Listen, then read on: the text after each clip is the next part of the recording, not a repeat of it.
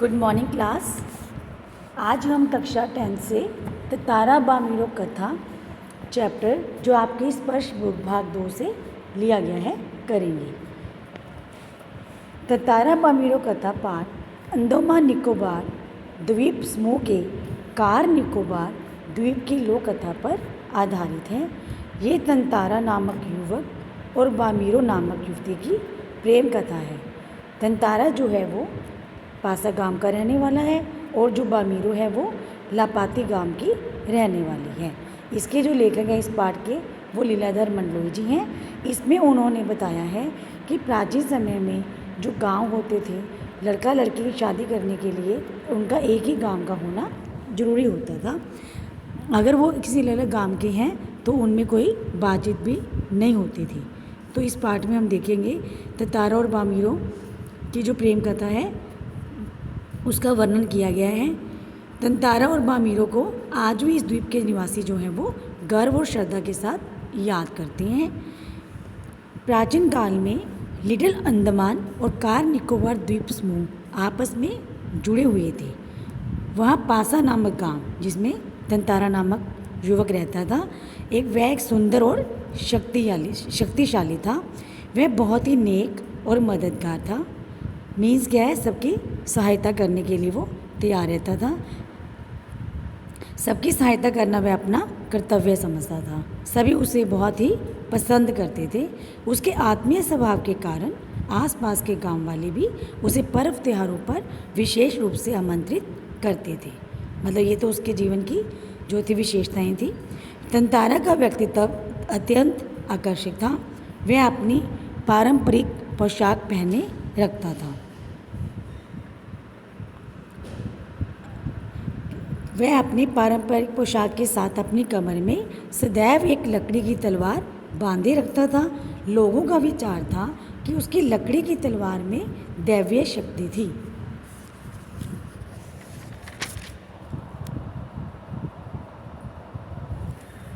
एक दिन तंतारा सूर्यास्त के समय समुद्री किनारे पर विचार मगन बैठा था। मीन्स वो मतलब अपने ही विचारों में मस्त था। तभी उसे पास ही से एक मधुर गीत गूंजता हुआ सुनाई दिया। वह गीत के मधुर स्वरों में डूब गया। जैसे ही उसकी तंद्रा टूटी, तंद्रा मीन्स क्या होता है, एकाग्रता, ठीक है। तो वह उस गीत को गाने वाले को देखने के लिए बेचैन हो उठा। उसकी नज़र एक युवती पर पड़ी जो उस श्रृंगार गीत को गा रही थी। जो उस श्रृंगार गीत मीन्स रोमांटिक, दिल को अच्छा लगना, रोमांचित मतलब रोमांचित गीत को गा रही थी। तंतारा उस युवती के अप्रतिम सौंदर्य को देखकर, अप्रतिम क्या होता है बच्चों, जिसकी तुलना न की जा सके। जो बामीरो थी वो बहुत ही खूबसूरत थी। उसके सौंदर्य को देखकर वह उसमें डूब गया। मीन्स क्या है, वह उसकी सुंदरता को देखता ही रह गया। वह अपनी सुध-बुध खो बैठा और बार बार उसे गीत गाने को पूरा करने का आग्रह करने लगा। जो तंतारा था वो बामीरो से कहता है कि तुम अपना गीत पूरा करो, तुम अपना गीत पूरा करो। इस पर बामीरो को क्या होता है, उसे खिंच आने लगती है।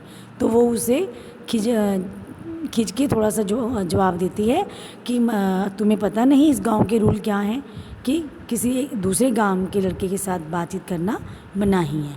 ये उस गांव की निषेध परंपरा थी। मतलब ये रीति चली आ रही थी कि जो लड़का लड़की है वो एक दूसरे गांव से तो वो आपस में बातचीत भी नहीं कर सकते। इसीलिए तंतारा उसे गुस्से से ये जवाब देती है। युवती ने उसका परिचय पूछा, किंतु तंतारा विचलित होने के कारण कुछ नहीं बता पाया, क्योंकि पहले उसे बामीरो जो है वो खींच के बोलती है। पर जो बार बार बामीरो उसे गीत पूरा करने के लिए कहता है तो वह उसे उसका परिचय पूछती है। किंतु तंतारा विचलित होने के कारण कुछ नहीं बता पाता, क्योंकि उसे भी पता होता है भी मैं किसी और गांव से हूँ और ये किसी और गांव से है। तंतारा ने उस युवती का नाम पूछा तो उसने अपना नाम लपाती गांव की रहने वाली बामीरो बताया और वह चली गई। तंतारा उसे आवाज़ें लगाकर अपने बारे में बताता रहा और अगले दिन दोबारा उसी चट्टान पर आने का वो आग्रह करता रहा। बामीरो नहीं रुकी और तंतारा उसे जाते हुए भी देखता रहा। बामीरो जब घर पहुंचती है तो वह भी तंतारा को बार बार याद करने लगती है। मीन्स क्या है, उसके मन में भी तंतारा को, जैसे उसने तंतारा की बहादुरी के किस्से सुने हुए थे, उससे मिलने के बाद उसकी शक्ल उसे बार बार याद आती है, या ये कह लो उसके मन में भी प्यार पनपने लगता है। उसने अपने लिए जैसे जीवन साथी की कल्पना की थी, तंतारा बिल्कुल वैसा ही था। साथ ही वह यह भी जानती थी कि दूसरे गांव के युवक के साथ वैवाहिक संबंध होना गांव की परंपरा के विरुद्ध था। मीन्स काफ़ी समय से ये रीति चली आ रही थी, जो कि जुठलाई नहीं जा सकती थी। इसलिए उसने तंतारा को बुलाना ही उचित समझा, किंतु तंतारा की छवि बार बार उसकी आंखों के आगे नाचती रही। उधर तंतारा सायंकाल होते ही समुद्री चट्टान पर खड़ा बामीरों का इंतज़ार करने लगा। ऐसी बेचैनी उसने अपने शांत और गंभीर जीवन में पहले कभी अनुभव नहीं की थी। उसे बामीरों के आने की आशा बहुत कम थी। बार बार वह लपाती गांव से आने वाले रास्ते की ओर देखता, तभी अचानक नारियल के झुरमुटों में उसे बामीरों, जो लड़की थी जो गीत गा रही थी, वो उसे दिखाई दी। उसकी खुशी का ठिकाना न रहा। वे दोनों देर तक एक दूसरे को निहारते शब्दहीन खड़े रहे, बिना कुछ बोले एक दूसरे को चुपचाप देखते ही रहे। सूर्यास्त हो चुका था और अंधेरा भी बढ़ने लगा। तभी बामीरो सचेत हुई और अपने घर की तरफ दौड़ी। तंतारा चुपचाप वहीं खड़ा रहा।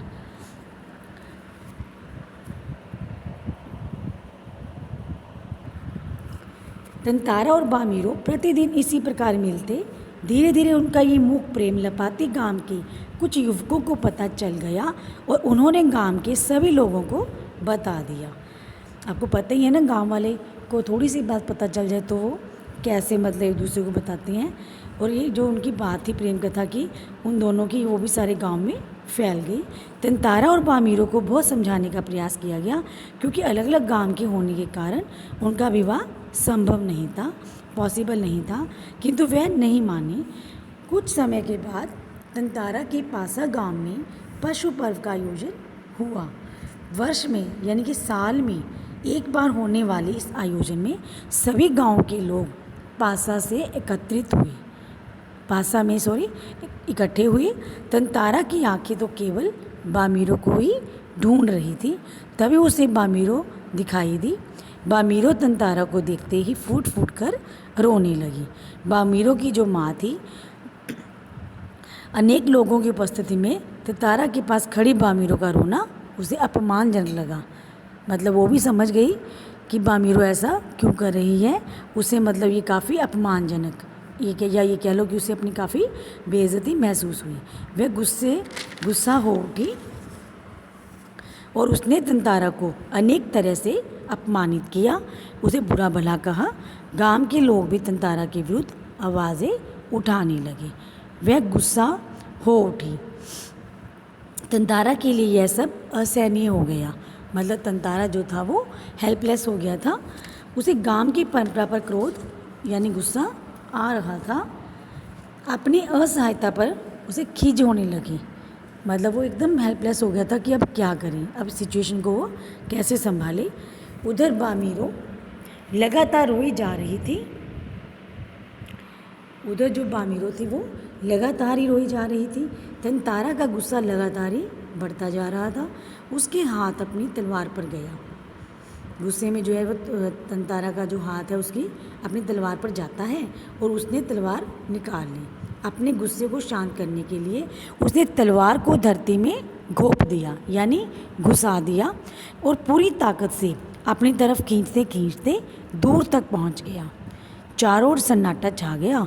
लोगों ने देखा कि तलवार की जहाँ जहाँ लकीर खींची थी वहाँ से जो धरती है वो फटने लगी, मींज उसमें दरारें पड़ने लगी। तंतारा गुस्से में द्वीप के अंतिम सिरे तक धरती को काटता चला गया। वह जैसे ही अंतिम किनारे पर पहुंचा तो पूरा द्वीप दो टुकड़ों में विभक्त हो गया था यानी बट गया था। दुर्भाग्य से तंतारा और जो बामीरो अलग अलग हिस्से में रह गए। तंतारा को जब होश आया तो उसने क्या देखा कि उसकी तरफ का जो द्वीप है वो समुद्र में धंसना शुरू हो गया था। उसने छलांग लगाकर दूसरा सिरा थामना चाहा किंतु ऐसा न कर पाया और बामीरो चिल्लाता हुआ समुद्र की सतह की ओर फिसल गया। उधर बामीरो भी तंतारा पुकार रही थी। तंतारा लहूलुहान होकर गिर पड़ा और पानी में बह गया। बामीरो उसके गम में पागल सी हो गई। उसने खाना पीना छोड़ दिया और धस से तंतारा की खोजती घंटों उसी जगह पर बैठी रहती। कुछ समय पश्चात बामीरो भी अचानक कहीं चली गई। लोगों ने उसे ढूंढने का बहुत प्रयास किया किंतु उसका कोई भी पता नहीं चला। लेखक कहता है मीन्स क्या है कि एंड में दोनों की ही मृत्यु हो जाती है, तंतारा की भी और बामीरो की भी। लेखक क्या कहता है इसमें कि तंतारा और बामीरो की ये प्रेम कथा अंडमान निकोबार के प्रत्येक घर में सुनाई जाती है। निकोबारियों का जो विचार है कि तंतारा की तलवार से कार निकोबार का जो दूसरा टुकड़ा हुआ वह लिटिल अंडमान है। तंतारा और बामीरो की त्याग में मृत्यु के बाद एक सुखद परिवर्तन हुआ कि निकोबार के लोग दूसरे गांव में भी वैवाहिक संबंध बनाने लगे थे। इसमें लेखक क्या कहता है कि जो प्रेम है या प्यार है वो समाज को जोड़ता है, जो घृणा है वो नफ़रत पैदा करती है यानी दूरियां पैदा करती हैं।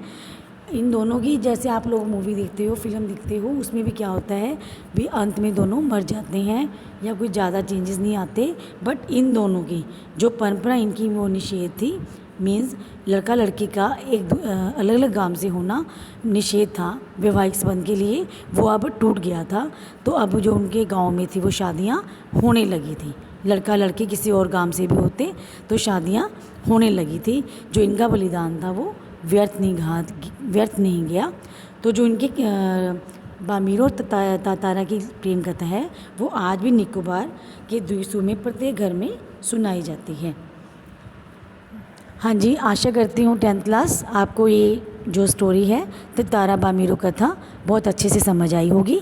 तो इसका जो क्वेश्चंस हैं वो आपने नोटबुक के ऊपर नोट करने हैं। इसका जो फर्स्ट क्वेश्चंस है वो वेरी इंपॉर्टेंट है। रूढ़ियाँ कब बंधन और अड़चन बन जाती हैं? रूढ़ियाँ जब बोझ बनने लगे तब उनका टूट जाना ही अच्छा है, क्यों? ऐसे बहुत से क्वेश्चंस हैं जो हमारे समाज में फैली कुरीतियों को दूर करते हैं। धन्यवाद क्लास।